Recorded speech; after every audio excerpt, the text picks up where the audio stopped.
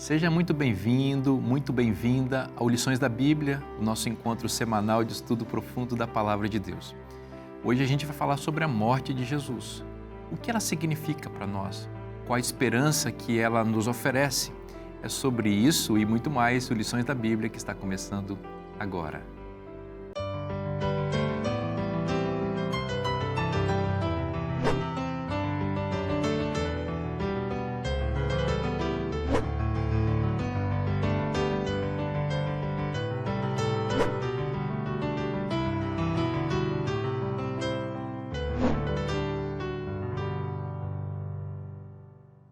Este é o Lições da Bíblia, o seu programa semanal de estudo profundo da Palavra de Deus. E é sempre uma grande alegria poder estudar a Bíblia na companhia de amigos queridos que amam a Palavra de Deus. A Palavra de Deus é poderosa. Se a gente a estuda com atenção, permitindo que o Espírito Santo ilumine nossa mente, nós certamente somos abençoados. E eu vou apresentar para vocês esses amigos queridos que estão conosco aqui ao longo desta temporada para estudar a Palavra de Deus. Aqui à minha direita, a professora Anne. Seja bem-vinda, muito bom ter você com a gente. Muito obrigada, é um prazer estar mais uma lição aqui com vocês. Que legal. Pastor Tim, seja bem-vindo mais uma vez. É um privilégio estar aqui na Novo Tempo e na companhia de gente tão maravilhosa como vocês aqui e os que nos assistem.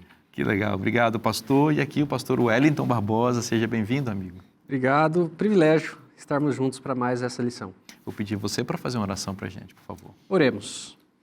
Deus eterno, nós te agradecemos pela oportunidade que o Senhor nos dá em Cristo Jesus de estudar a Tua Palavra, de conhecer a Tua verdade e ser dessa maneira transformados por ela mediante o poder do Espírito Santo. Nós oramos pedindo, Senhor, a iluminação do alto para que tudo aquilo que nós estudarmos na Tua Palavra, nós possamos compreender e aplicar em nossa vida. Oramos em nome de Jesus. Amém. Amém. Depois do pecado, a morte é uma companhia que, infelizmente, nós temos que conviver com ela, né? É uma decorrência, uma consequência do pecado, o salário do pecado é a morte, como diz o apóstolo Paulo.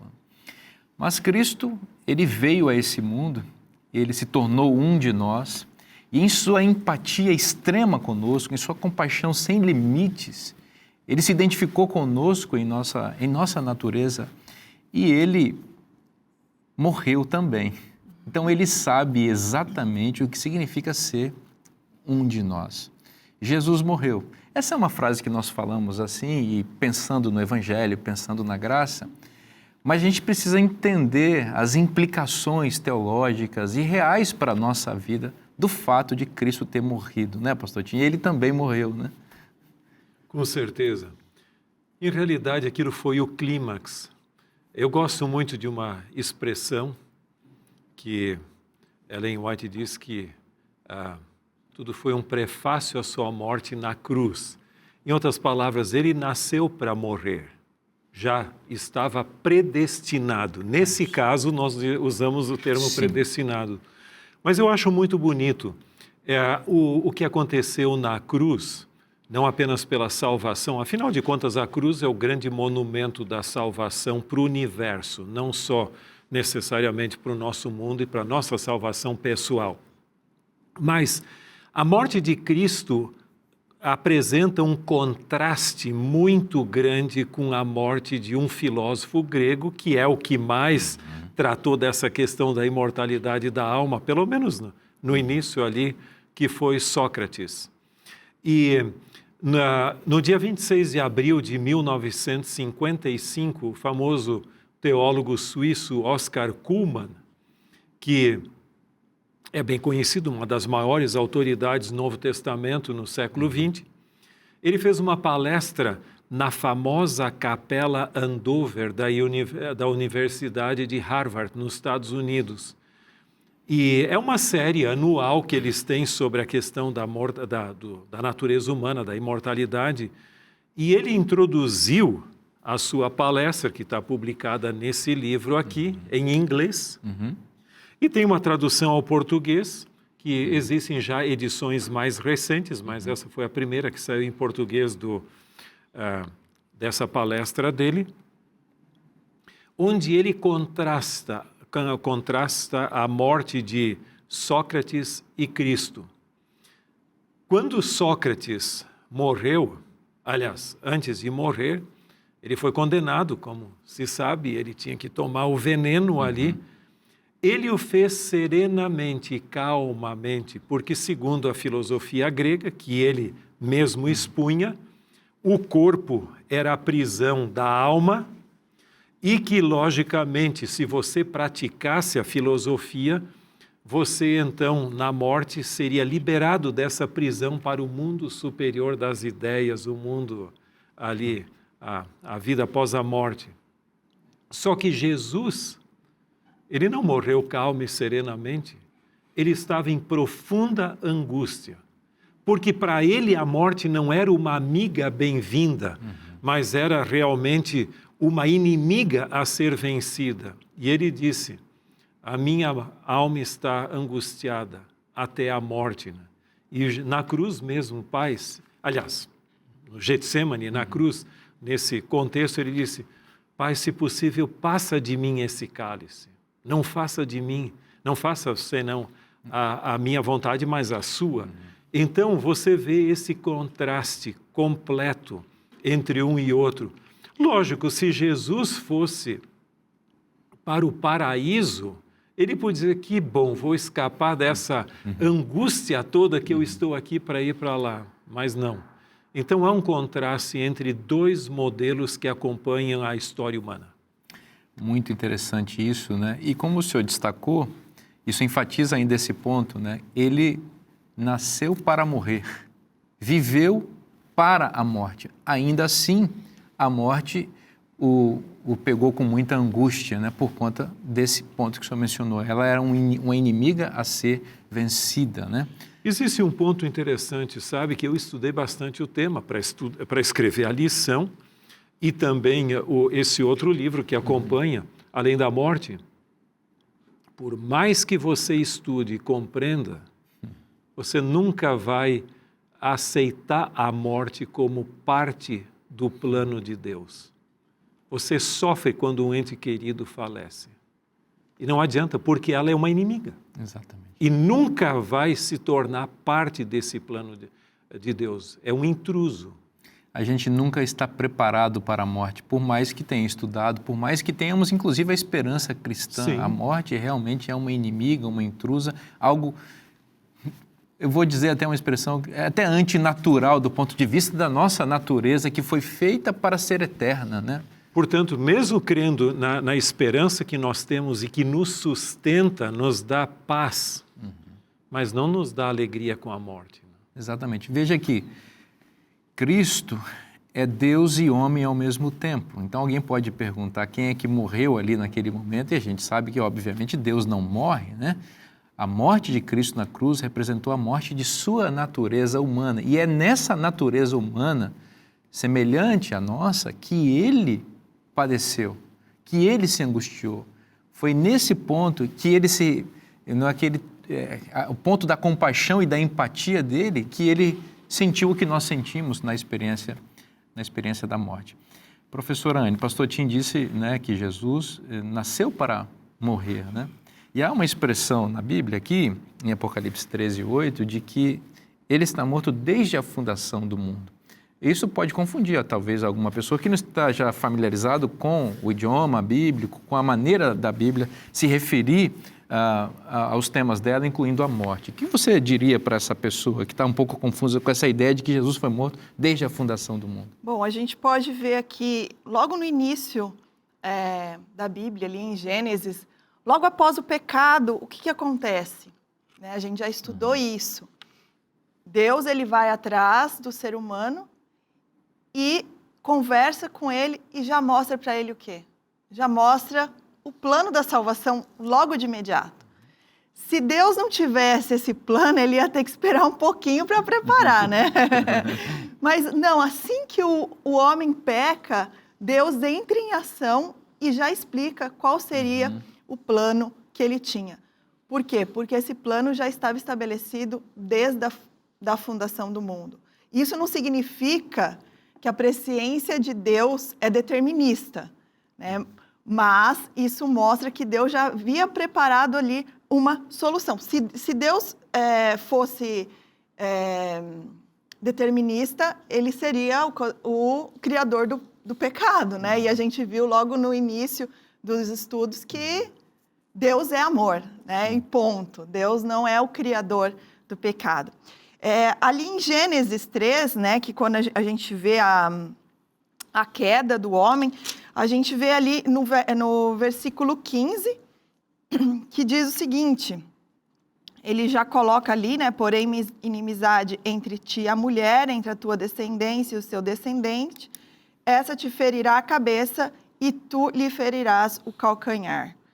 Ou seja, ele já estava ali mostrando qual seria esse plano. Mas, além disso, antes disso tudo, ele fez uma simbologia, né, ali. E eu acho que ele trata que nem criança mesmo, né?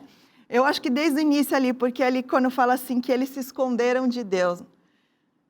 Como eu já disse, a gente não pode se esconder de Deus, mas quando você tem criança pequena, às vezes a criança esconde o rosto, né? E ela acha que escondeu tudo. E eu acho que foi assim mesmo, porque eles tentaram se esconder de Deus. Então Deus, através de um símbolo ali, ele mostrou para a humanidade, para Adão e Eva, no caso, através do sacrifício do Cordeiro, né? Esse plano da salvação. Ele, então, ele tira aquelas vestes que eles haviam tentado remediar com as suas próprias mãos e coloca a pele, faz roupas de pele do Cordeiro. Quando a gente vai para Efésios, né, a gente vê ali a armadura do cristão, faz o que? A couraça, que é a armadura, né, que são essas vestes da justiça. E Deus ali, ele já mostra que ele estaria fazendo, que ele estaria sendo substituto por mim e por você também, né? Você sabe que você usou a expressão crianças, aí eu acho que é bem isso mesmo a ideia. Você vai, por exemplo, o apóstolo Paulo disse que a lei funcionou como aio, né? Que é um pedagogo que instrui crianças, né? A lei representa todo esse sistema de sacrifícios que foi inaugurado ali no Éden, né? Para representar pictoricamente, né? Aquilo que viria, ou que ocorreria no futuro quando a plenitude do tempo viesse, quando Cristo aparecesse plenamente, cumprindo tudo aquilo que ele estava representando simbolicamente nos sacrifícios de animais. Bem interessante. Você citou uma outra coisa que é muito legal também, sobre a questão da presciência de Deus, e você disse, olha, não é Deus que causou o mal, mas ele sabia que ia acontecer. E há um texto aqui, pastor Tim, o senhor destacou aqui em Atos 2, verso 23, na lição, que diz assim, ó, sendo este, falando de Jesus, entregue pelo determinado desígnio e presciência de Deus. Veja, Deus sabia, né? Vós o mataste, crucificando por mãos de iníquos. Então, quem mata são os ímpios, não é? São as pessoas, os judeus ali irados contra Cristo e os romanos, mas Deus sabia que isso ia acontecer, é a presciência dele desde a fundação do mundo, né? Esse é um ponto muito interessante, porque às vezes as pessoas têm dúvidas sobre quem foi que matou a Jesus. Em realidade, aquilo é um ato, como é que eu vou dizer, complexo, porque em realidade Deus o entregou. Porque Satanás não teria poder sobre ele, se Deus não entregasse, mas ele o entregou e Satanás o absorveu em sofrimento. Então foi um ato de Deus e de Satanás simultaneamente, usando os soldados romanos ali. Mas então não dá para entrar no argumento de ou isso ou aquilo, porque é todo um pacote complexo, ali, né? Deus ofereceu em sacrifício e Satanás, como o senhor disse, não absorveu em sofrimentos. Agora, um ponto ainda só que é muito interessante você destacou, professora, o sacrifício oferecido no Éden, mas todos os sacrifícios verdadeiros, não os falsos, do Antigo Testamento apontavam. E o mais didático de todos foi o de Abraão, Isaac, né? que deveria oferecer o seu filho Isaque. E aquele capítulo é interessante, porque eu pessoalmente creio, entendo que existe uma fluidez no símbolo outra vez, ou seja, o símbolo se altera. Quando o Abraão entrega o seu filho, em realidade ali Abraão representa a Deus, o Pai, e Cristo é representado por Isaac. Só que Isaac não morre, e o símbolo se altera depois, e em realidade nós somos representados na parte final daquela analogia por Isaac, né? E Cristo representa o animal que é morto ali em lugar. É interessantíssimo isso. Tem dupla. Ele tanto é o filho de Deus, quanto nós, filhos, que escapamos do sacrifício, porque o substituto estava provido ali. Eu acho tremenda essa afirmação de Jesus. Evangelho de João, capítulo 10, nos versos 17 e 18, ele diz assim: por isso o Pai me ama, porque eu dou a minha vida para a reassumir. Ninguém a tira de mim. Pelo contrário, eu espontaneamente a dou. Tenho autoridade para entregar e também para reavê-la. Este mandato recebi de meu Pai. É tremendo isso. Isso está além da nossa compreensão. Tito, né, pastor Wellington 1:2 também tem uma... Exato. Paulo escrevendo a Tito, na sua carta pastoral, faz parte do grupo das pastorais, ele diz assim: na esperança da vida eterna que o Deus que não pode mentir prometeu antes dos tempos eternos. Aqui alguns detalhes do texto que chamam bastante atenção. Primeiro, vou começar desse elemento que a gente já tem mencionado aqui, a morte de Cristo antes dos tempos eternos, né? Desde antes da fundação do mundo, desde a fundação do mundo. Então, essa ideia de que Cristo, ele assume a responsabilidade da queda mesmo antes da queda acontecer. Né? Então, ele paga o preço que nós deveríamos pagar. E ele estava disposto, e em uma lição anterior nós tivemos a oportunidade de falar que tudo motivado por amor. Né? Agora, alguns pontos aqui. O primeiro que eu gostaria de apresentar nessa sequência do fluxo do texto, na esperança da vida eterna. Né? Quando a gente fala em vida eterna, o que isso representa para nós? Eu acho que, às vezes, nós lidamos com o tema de uma maneira muito teórica. Como é que a gente lida com isso na prática? O que a vida eterna pode fazer, a esperança da vida eterna pode fazer na minha vida hoje? Né? Então, eu penso em alguns pontos aqui. Primeiro, que a vida eterna, a esperança na vida eterna, ela está relacionada com encorajamento. Você saber que você tem uma vida eterna pela frente é um motivo de encorajamento para você ferir as batalhas da vida. Né? Segundo ponto, confiança. Né? A confiança que nós temos em Deus. A terceira, a segurança e a força que nós recebemos de Deus. E aí, finalizando, o Deus que não pode mentir. Satanás é o mestre da mentira. Mas a esperança, e aliás, Satanás é o mestre da mentira que oferece falsas esperanças. Mas o Deus que não pode mentir, ele oferece uma esperança verdadeira, que é a vida eterna em Cristo Jesus. Que bênção, Deus seja louvado. Deus não pode mentir. O onipotente Deus não pode fazer o errado. Nós vamos para um rápido intervalo, não sai daí, o programa volta já já.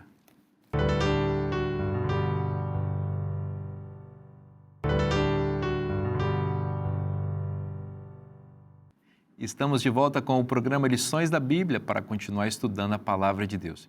E eu tenho uma recomendação especial para você que está acompanhando o nosso programa aqui e está gostando, está sendo beneficiado com essa conversa que nós estamos tendo sobre a Bíblia.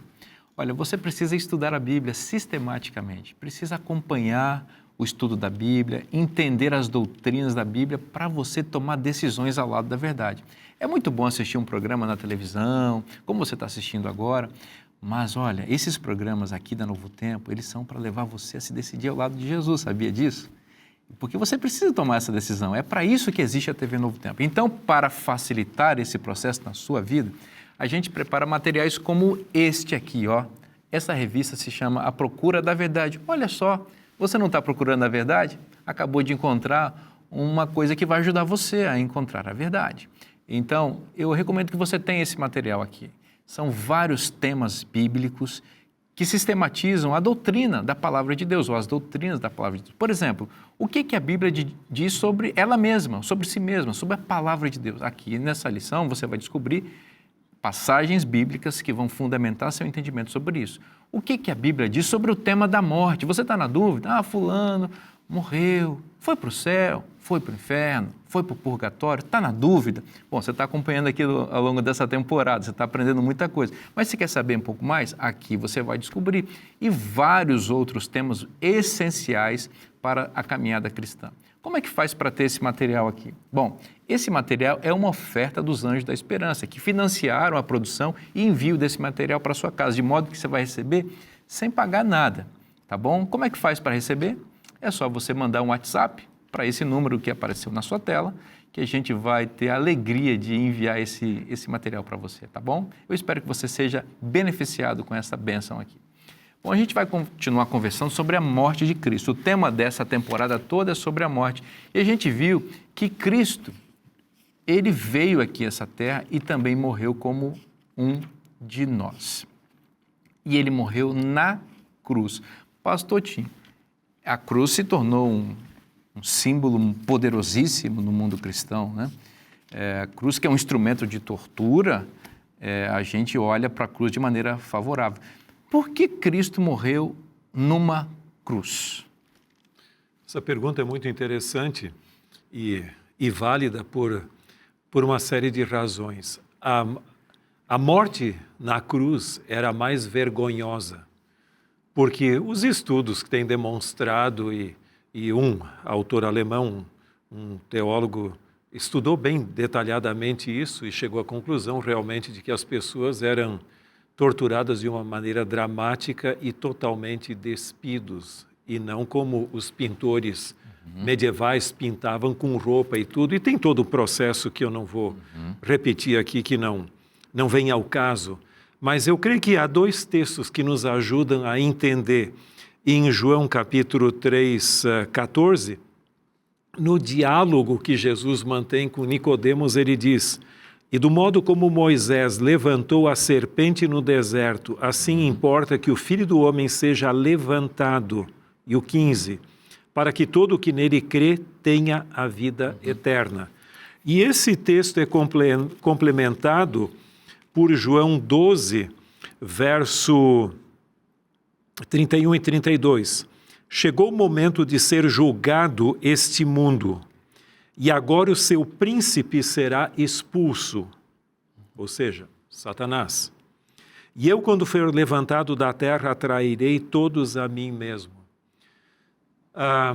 Eu gosto da maneira como Ellen White coloca a questão. Ela diz que a cruz é uma revelação de Deus aos nossos sentimentos embotados.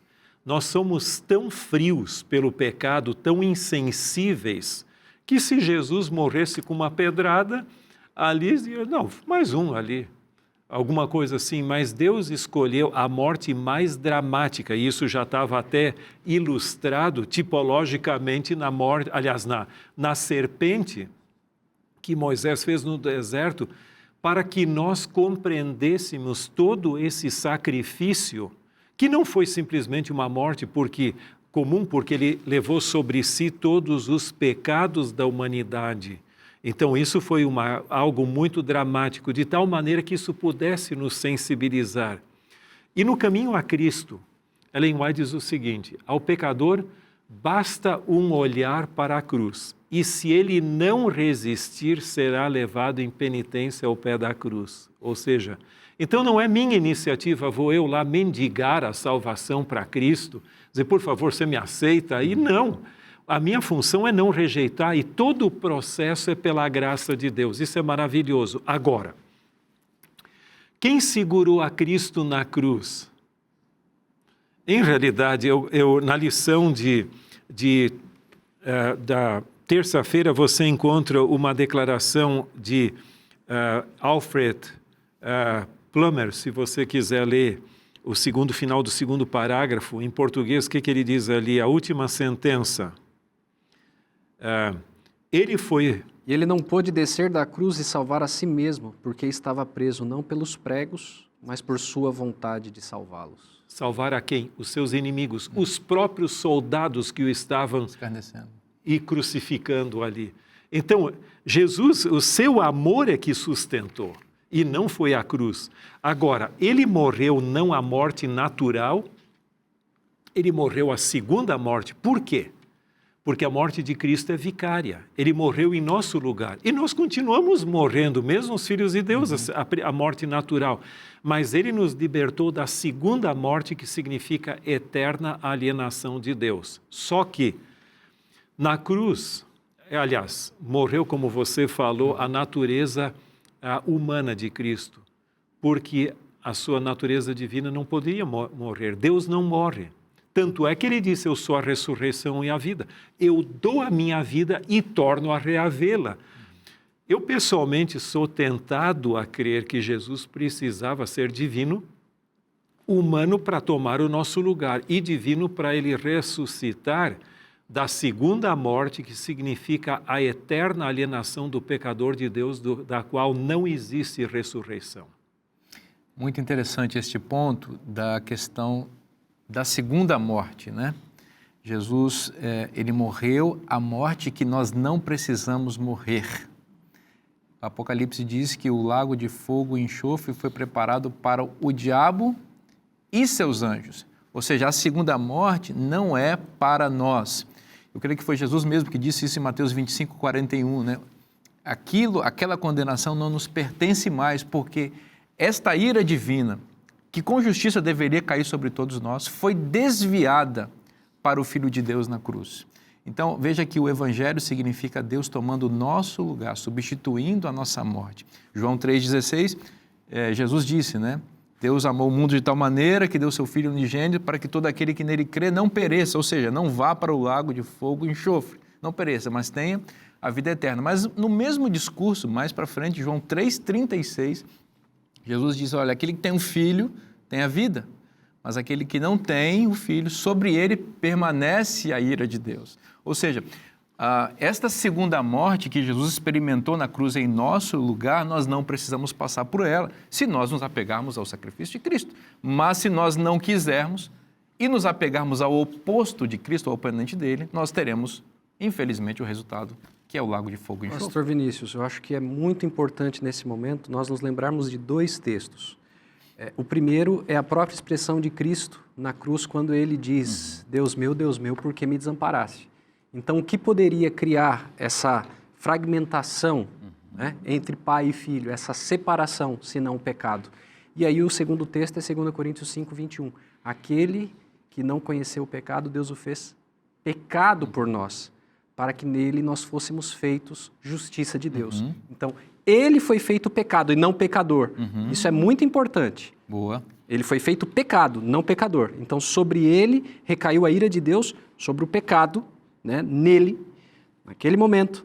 Então, ele sofreu a penalidade desse pecado para que nós fôssemos feitos justiça de Deus. Ele recebeu o tratamento que merecíamos para que nós recebêssemos o tratamento a que ele tem direito. Excelente esse ponto, porque você nos ajuda a pensar na causa mortis de Cristo, né? Agora, tem um ponto que você já tocou e eu fui tentado acrescentar um outro texto ali. Uma boa tentação essa, né?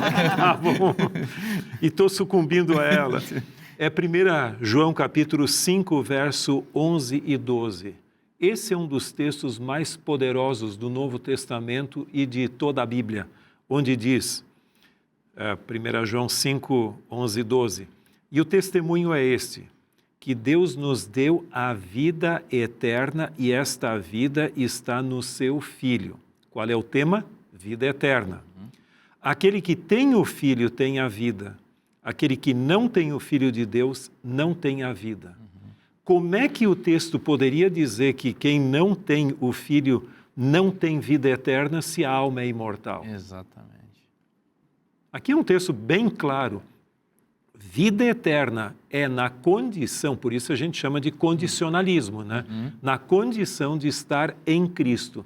Então, embora eu não receba aqui a imortalidade, mas a vida eterna já está garantida em Cristo. Amém. O pastor Wellington mencionava esse ponto, né, de que Cristo morreu por conta do pecado, né?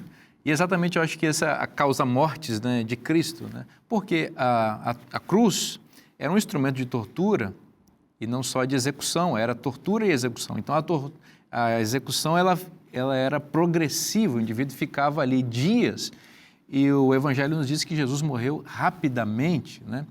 Então por que ele morreu tão rapidamente assim, diferentemente dos demais que poderiam ter ficado bastante tempo ali? É que ele foi afligido por essa angustiosa separação dele com o Pai, causada pelo pecado, que fez seu coração explodir, né? Porque diz o texto que saiu sangue e água do seu coração quando o soldado foi avaliar a sua morte ali com uma lança, né? É interessante que isso realmente é um paradoxo, né? Deus Deus, Cristo, né, morrendo, sendo que Ele é todo poderoso. Então, é um ato muito grande de amor, né, dele se entregar. E aqui o autor da lição... Tá? Quem é essa pessoa? Não sei. Você pode concorda? discordar, hein? Tem alguma crítica a fazer aqui? Bom, mas eu gostei muito ali do final da lição de terça-feira, que ele coloca uma frase que eu fiquei refletindo sobre ela, né? Na completa humilhação do Filho de Deus. Morrer na cruz era humilhante. Né?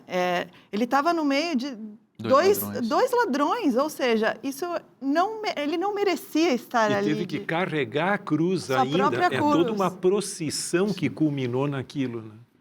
Né? Ou seja, ele se entregou mesmo, ele se rebaixou a algo que ele não deveria estar, né? E ao contrário de Lúcifer, como nós já estudamos, que ele queria, assim como a gente estudou ali numa das lições, que descrevendo o rei de Tiro, o rei da Babilônia, né, que ele queria se exaltar, estar assim como o Altíssimo, né? E aqui não. Deus, ele se faz homem e ele se humilha, ele se faz um como nós, né? E aí finaliza ali a frase, ele conquistou para nós e para o universo, ou seja, é uma dimensão muito maior do que nós vemos aqui, né? É uma dimensão cósmica, né? O universo inteiro está assistiu ali a morte de Cristo.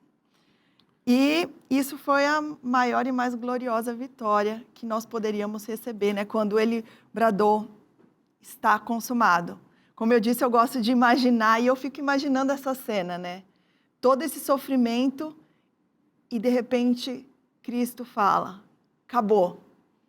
Não tem mais dúvida, porque o jogo acabou. Eu já venci, agora a gente só precisa esperar para ele nos buscar. Como diz um poeta amigo nosso, Valdecir Lima, né? Na cruz, o pior do homem e o melhor de Deus, né? Ali, Deus foi mais glorificado. Paradoxalmente, a glória de Deus se revelou extraordinariamente na cruz. Né? E ali, como usando a linguagem de um autor, Stephen Haskell, foi o maior contraste entre o infinito amor de Deus e o ilimitado egoísmo de Satanás. Exatamente. Quer dizer, nenhum lugar no universo e na história humana você vê tão nitidamente o contraste entre o plano de Satanás e o amor de Deus do que na cruz. Né? Exatamente. E aí Jesus disse, tetelestai, está consumado.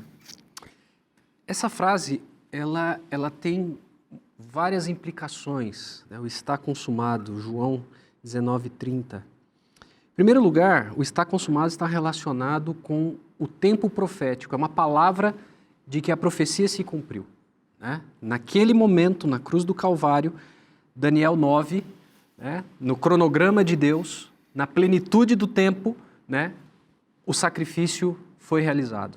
Então, esse é um momento em que o calendário profético de Deus é um marco do calendário profético de Deus que está sendo delimitado. Então, ele está colocando isso. Né? O segundo ponto tem que ver com uma dimensão sacerdotal. O está consumado é o verdadeiro sacrifício foi apresentado, né? E aceito. Né? Você tem aquele sacrifício ali, é algo que chama a atenção do cosmos, né? A natureza ela se manifesta naquilo, nuvens, trovões, né? Enfim. E o terceiro ponto é o aspecto de que é uma palavra do estabelecimento do reino. Quando está consumado, é dito na cruz, ali você tem a certeza de que o reino de Deus ele está garantido, vitorioso. E é um detalhe interessante, você mencionou a respeito do coração de Jesus, ele recebe um corte ao lado, né? Assim como Adão teve um corte ao lado para que uma costela fosse tirada, para que a sua esposa pudesse ser formada, Cristo teve um corte ao lado porque a partir daquele momento nasce a igreja, a noiva de Cristo. Deus seja louvado por isso. A gente vai fazer um rápido intervalo, não saia daí, a gente volta já já.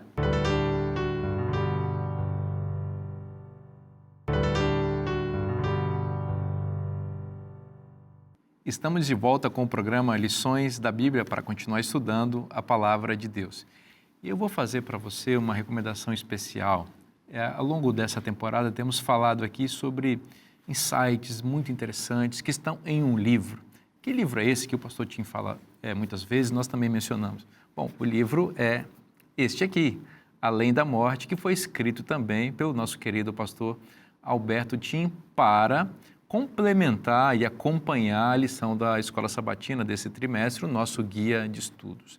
É um material muito interessante, com muita pesquisa, fruto de muito estudo, não é? Eu tenho certeza que tem muito estudo que não deu para entrar aqui ainda por conta do espaço. A gente sabe que é um material que tem uma quantidade limitada de páginas, exatamente para ser objetivo, para favorecer a sua leitura, para você ter um material de fácil acesso, com linguagem bastante simples, mas com muita profundidade.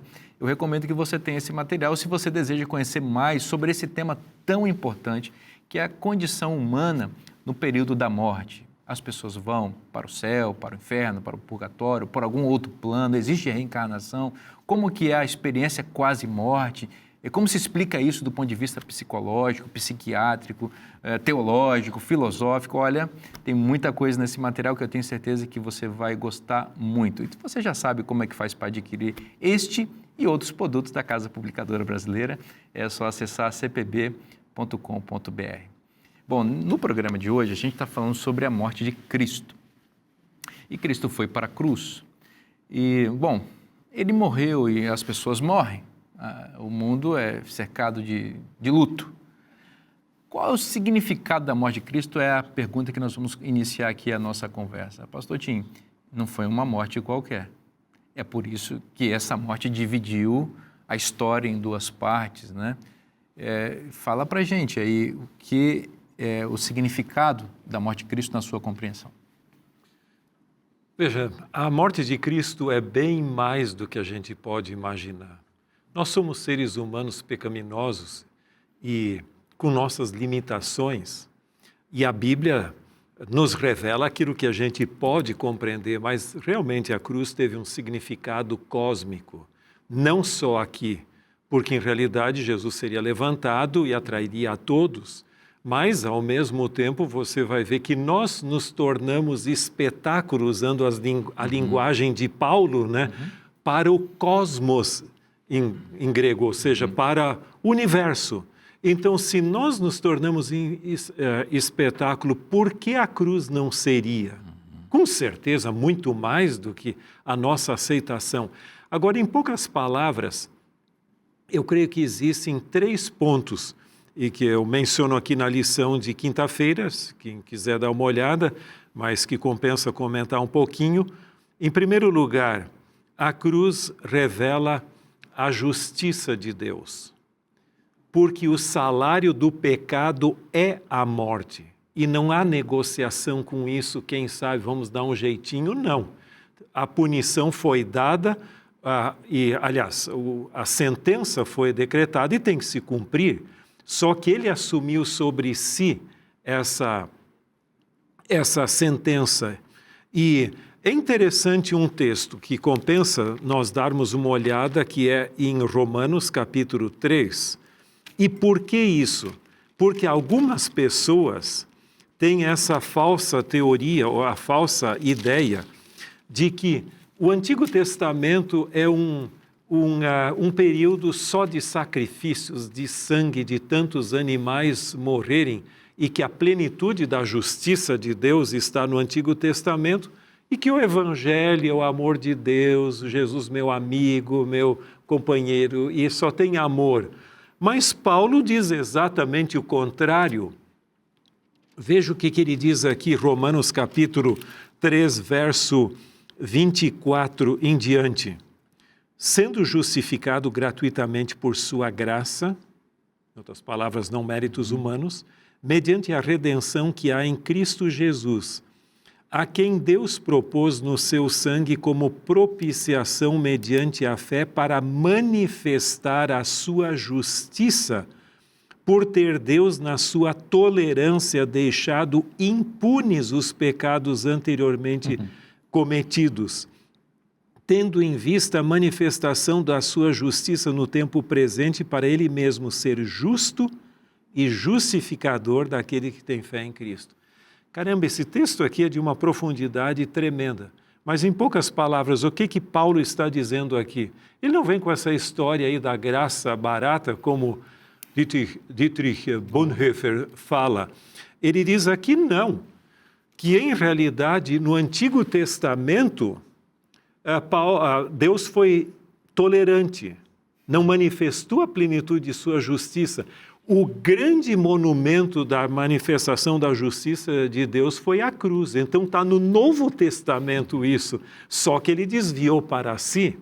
Então a cruz, em primeiro lugar, revela a justiça de Deus. Mas ela também revela o seu amor. E ele nos amou sendo nós seus inimigos, diz Paulo também, um pouco mais para frente ali. Agora, a cruz não revela apenas a justiça e o amor de Deus, mas revela o poder também. E esse é o lado bonito do Evangelho, que nos tira da desgraça da nossa vida e nos salva, nos redime. E como diz Colossenses, por exemplo, o texto, você tem aqui, aliás, eu acho que eu nem coloquei aqui, mas Colossenses capítulo 1, verso 13 e 14, diz que ele nos libertou do reino das trevas e nos transportou para o reino do seu Filho, no qual nós temos a redenção. Então a cruz, ela até muda o nosso status, se nós aceitarmos, de cidadãos do reino de Satanás para cidadãos do reino de Deus. Louvado seja Deus, que coisa linda isso, né? Lindo mesmo, muito bonito o que o pastor falou. E analisando assim a cruz, por quem, né? Por que ele morreu por mim, por você, né? Por todos nós. Mas o que isso significa, né? Ele morrer por mim. A morte, ela tirou de mim o poder dado por Deus da vida eterna. Mas a partir daquele momento, a morte de Cristo, ele me devolve as chances de ter a vida eterna. Ou seja, está aberto para que eu possa novamente voltar ao plano original, né? E quando a gente vai na Bíblia, a gente vê que Cristo, no Antigo Testamento, o Senhor disse que tem muita morte, né? Mas o Antigo Testamento inteiro, ele aponta para Cristo. O Antigo Testamento inteiro, ele mostra quem? A Cristo. E nesse sentido, desculpe ele interromper, eu gosto muito de uma expressão que diz que o Antigo Testamento é o Evangelho em símbolos e o Novo Testamento é o Evangelho em realidade. Muito bom. E o símbolo do Antigo Testamento é justamente aquela morte do Cordeiro. Mas se você parar para pensar, aquele Cordeiro, ele não consegue tirar o pecado em si. Assim como na hora que Eva pegou e comeu o fruto em si não tinha mal nenhum, nós já vimos isso. O Cordeiro também ali, ele só apontava para Cristo. Era um perdão condicional, que viria depois quando Cristo morresse. E eu acho isso lindo, porque o propósito da vida de Cristo foi justamente a salvação minha, né? Sua, de todos nós. É verdade. E agora, desculpa, pastor Vinícius, mas diante de tudo isso, né? Toda essa grandeza, toda essa beleza do que significa a cruz, eu acho que cabe uma reflexão a respeito daquilo que nós temos apresentado como pregação. Isso eu digo em termos de cristianismo, né? Qual é o papel da cruz na pregação cristã hoje em dia? O apóstolo Paulo, ele escreveu em 1 Coríntios capítulo 1, nos versos 18, depois a partir do verso 22 ali, ele diz assim: certamente a palavra da cruz é loucura para os que se perdem, mas para nós que somos salvos, poder de Deus. Verso 22 ele diz, em sequência: porque tanto os judeus pedem sinais como os gregos buscam sabedoria, mas nós pregamos a Cristo crucificado, escândalo para os judeus, loucura para os gentios. Mas para os que foram chamados, tanto judeus como gregos, pregamos a Cristo, poder de Deus e sabedoria de Deus. Porque a loucura de Deus é mais sábia do que os homens e a fraqueza de Deus é mais forte do que os homens. Aqui ele usa essa expressão, né, a loucura de Deus, a loucura da pregação, e eu tenho refletido a respeito desse jogo, né? É a loucura da pregação ou a pregação louca? Né? Porque, veja, aqui nós temos a seguinte situação. Nós temos os judeus buscando sinais, né?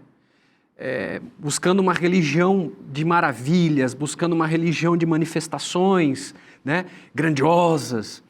Nós temos os gregos buscando sabedoria, muita filosofia, muita elaboração, né? E a pregação de Paulo é a pregação do Cristo crucificado, que para o judeu era um escândalo, porque a cruz era símbolo de maldição, maldito aquele que morre no madeiro, diz Deuteronômio, e para o grego era loucura, porque onde já se viu Deus, né, morrendo em favor da raça humana. Então, quando eu olho isso aqui, eu vejo um paralelo com algumas coisas que a gente tem acompanhado na cristandade dos nossos dias, né? Temos visto alguns que estão buscando muita filosofia, muita teoria, né, se afastando da cruz. Racionalistas, humanistas, né? Outros buscando uma religião do espetáculo, uma religião do miraculoso, mística, né? Quando, na verdade, a pregação bíblica é a pregação da cruz. Então, é uma pergunta que nós precisamos nos fazer. Será que a nossa pregação tem sido essa, né? A loucura da pregação que apresenta o poder de Deus, o Cristo crucificado? Ou será que nós estamos partindo para o lado da pregação louca, que demanda um tempo tremendo no púlpito para se falar a respeito de uma série de coisas que não estão relacionadas com a palavra, para entrar em searas as quais nós não fomos chamados para entrar, e tirando o lugar central de Cristo como aquele que é a solução para os nossos problemas. Pregadores loucos, né? Pregadores loucos com uma pregação louca. A pregação fica louca quando a cruz sai do centro da pregação e do púlpito, né? É nosso dever hoje exaltar a cruz, porque a cruz é a chave para a vida eterna e para a salvação. E o que diz Paulo em Gálatas 6,14? Mais longe de mim esteja gloriar-me, senão na cruz de nosso Senhor Jesus Cristo, pela qual o mundo está crucificado para mim e eu para o mundo. Então, Paulo tinha um foco, ele tinha as prioridades muito bem definidas. Exatamente. E essa pregação invadiu o mundo, né? E semeou esperança, que nos alcançou, né? Chegou até nós, né? O texto aqui da lição é enfático aqui na lição de quarta-feira. Ele morreu por nós. Essa cruz, esse sacrifício não foi pela humanidade no sentido genérico, né? Claro, salvou a todos aqueles que querem. Ele nos oferece perdão, né? Ele nos oferece perdão.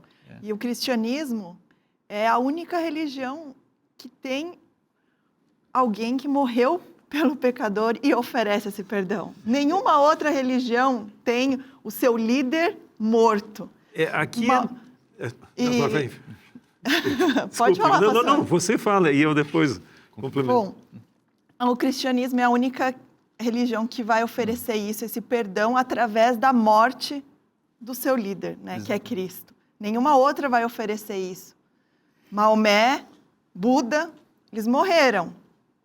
Mas eles não morreram, ninguém, né? Não morreram por mim, nem por ninguém. Eles não substituíram ninguém. Essa frase, mas né, Cristo pastora? Substituiu. Ele morreu por mim. Que coisa bonita isso, né, pastor? Agora tem um ponto importante. Jesus morreu por quem? Aí entra a questão, alguns dizem Jesus morreu pelos eleitos. Morreu pelos que vão ser salvos. Não. Ele morreu por toda a humanidade, sem nenhuma exceção. E é isso que Paulo diz em 2 Coríntios 5, verso 18 em diante. Ora, tudo provém de Deus que nos reconciliou consigo mesmo por meio de Cristo e nos deu o ministério da reconciliação, a saber que Deus estava em Cristo reconciliando consigo quem? O mundo, não o imputando aos homens as suas transgressões, e nos concedeu a palavra da reconciliação. Só que tem uma coisa, ele morreu por toda a humanidade, pelos piores personagens, inclusive Hitler, Nero, quem mais que você quiser colocar nessa lista. Só que tem uma coisa, está disponível a todos, mas só será efetivo, eficaz para aqueles que aceitarem. Agora, o bonito de tudo isso, como você falou, pastor Vinícius, é aquela questão. A gente pode falar em termos gerais, mas ele morreu por mim. E se só eu aceitasse o plano da salvação, ele morreria por mim. Isso que é bonito. Você não é um a mais, ou alguma coisa assim, você é especial. Deus seja louvado por essa promessa maravilhosa, por essa maravilha do Evangelho que Jesus morreu por nós. Deixa eu falar para você agora. Você que está assistindo esse programa aí, sentado na sala de casa agora, que está, quem sabe, triste, que está oprimido por uma culpa do passado, por um fantasma que chega sempre no seu ouvido para dizer, olha, você é culpado, não tem esperança para você. Deixa eu dizer para você, Jesus morreu por você, para perdoar o seu pecado, para te dar esperança, para pagar o preço para que você tenha direito a ter a vida eterna. Se apegue a essa promessa, foi por você. Foi por você. Pode se agarrar a isso, porque essa esperança está na Bíblia. E se está na Bíblia, é bom para você. Eu espero você, viu? Na próxima semana. Um forte abraço, que Deus te abençoe e até lá.